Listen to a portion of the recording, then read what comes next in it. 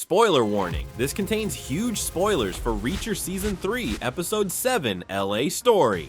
The ATF may have taken over Duffy's operation, but at least now they outnumber the bad guys. Yet even as Reacher decides to take back control, Quinn is still one step ahead of him, and with only Beck and not Quinn present at Bullhead Salvage Yard, what does Quinn really have in store for Reacher and the ATF?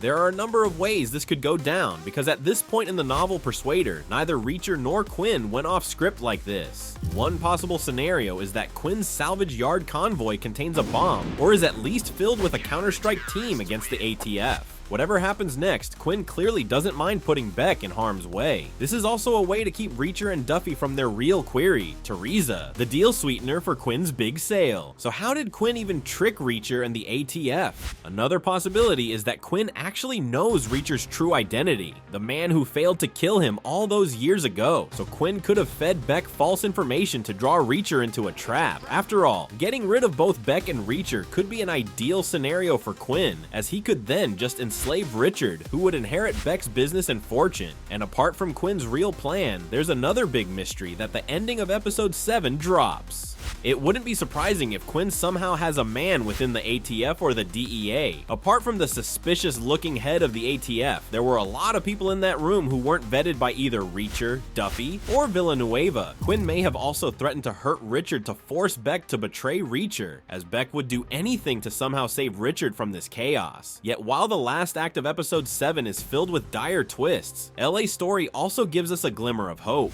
Quinn may have the upper hand, but at the very least, episode 7 also confirms that Teresa lives. This means that Reacher, Duffy, and Villanueva's work hasn't been wasted, but nor is it over. With so many new factors introduced into the operation, there's a higher and higher risk of Teresa getting caught in the crossfire. However, the big showdown happens in episode 8. Duffy cannot go back to Teresa's grandmother with just disappointing news. Thankfully, Duffy and Reacher still have an ace up their sleeve. Hopefully, Quinn still has no idea that Neagley is near both Teresa and the real side of the deal, the birthday party at Beck's mansion. Neagley may be a rogue operative in all this, but right now, she might be the only one who can prevent Quinn from selling Teresa off to the Russian mafia.